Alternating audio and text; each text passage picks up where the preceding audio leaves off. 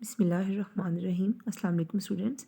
हम digestive system of man की बात कर रहे थे, चैप्टर नंबर 11 जो कि डाइजेशन के मुतल्लिक है। इसमें अब आज जो हमने बात करनी है ना, वो क्या है, role of nervous system and gastrin hormone on the secretion of gastric juice. हमारी बॉडी में क्या होता है कि हमारी बॉडी में 2 to 3 litres of gastric juice हर रोज़ाना बन रहा होता है। इसके बनाने में जो है ना, नर्वस और हार्मोनल मैकेनिज़्म जो हैं वो दोनों काम आते हैं। यानी कि गैस्ट्रिक सिक्रीशंस जो हैं उनको नर्वस और हार्मोनल मैकेनिज़्म जो हैं वो रेगुलेट करते हैं। अब हार्मोन जो इसको रेगुलेट करते हैं स्टमक सिक्रीशंस को, वो जो है उनमें जो आ जाते हैं। अब वो ये हार्मोन्स के नाम भी याद रखिएगा।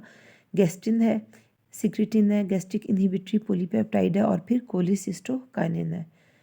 अब इसमें जब आप खाना शुरू करते हैं ना, तो उस वक़्त क्या होता है, सेंसेशंस आती हैं आपको taste and smell of food की। उसके अलावा जो टैक्टाइल रिसेप्टर स्टिमुलेट हो जाते हैं, यानी जब आप च्यू करते हैं, आप स्वॉलो करते हैं, उस वक़्त क्या होता है, उस वक़्त ये होता है कि आपकी जो है ना टैक्टाइल रिसेप्टर्स, जो कि रिसेप्टर्स ऑफ टच होते हैं, सेंस ऑफ टच के साथ इनका ताल्लुक़ है, वो एक्टिवेट हो जाते हैं। इसके अलावा और क्या होता है, प्लेजेंट थॉट्स ऑफ फूड हैं, वो आपको क्या करेंगी, वो आपको अच्छी लगती हैं। और उससे क्या होगा कि आपका जो जिस चीज़ के ऊपर अब इसका इफ़ेक्ट जाएगा ना, वो क्या है, वो है आपका यहाँ आप देख सकते हैं सेंटर्स जो है ना आपके मेडल्ला के अंदर, वो एक्टिवेट हो जाते हैं।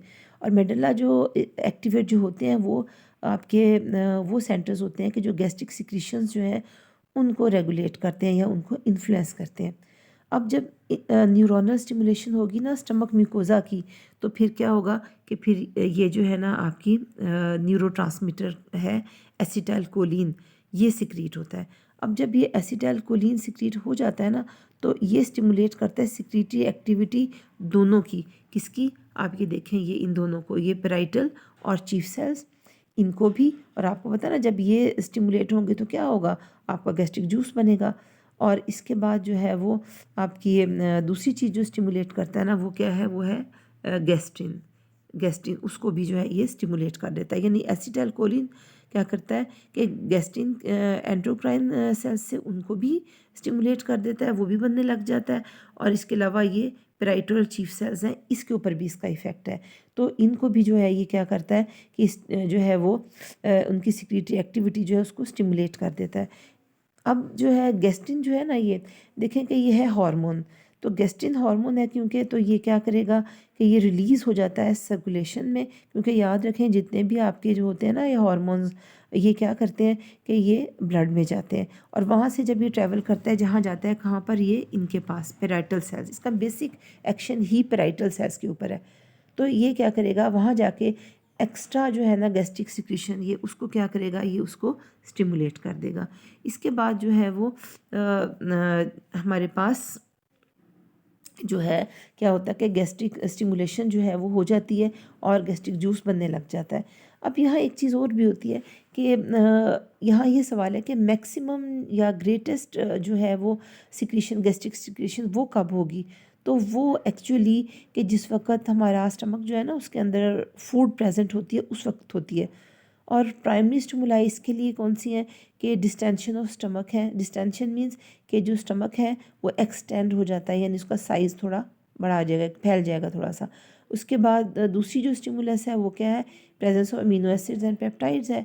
क्योंकि आपको पता है ना, जो स्टमक का बेसिक एक्शन जो है, बेसिक जो काम वहाँ होता है, वो प्रोटीन की डाइजेशन है। अब यहाँ पर जब आपका ये सब फूड जब उसमें प्रेजेंट होती है स्टमक में, तो वहाँ क्या होता है, पेरिस्टाल्टिक वेव्स जो है ना वो भी हैं और मिक्सिंग वेव्स भी हैं। लेकिन जो पेरिस्टाल्टिक वेव्स है ना, ये हर वक्त नहीं होती हैं, ये लेस फ्रीक्वेंट है, यानी कि कम होती हैं। उसके वो तो होती जा रही है ना, मिक्सिंग तो होती जा रही है।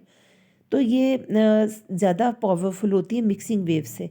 अब इससे क्या होता है कि जो कायम जो आपका लग जाता है ना पेरीफ्री पे, यानी उसकी स्टमक की सरफेस पे लग जाता है, तो उसको ये पेरिस्टाल्टिक वेव्स क्या करती हैं कि उसको पुश कर देती हैं किसकी तरफ, पायलोरिक स्फिंक्टर की तरफ। पायलोरिक स्फिंक्टर जो है वो क्या है कि आम तौर पे तकरीबन तकरीबन क्लोज रहता है।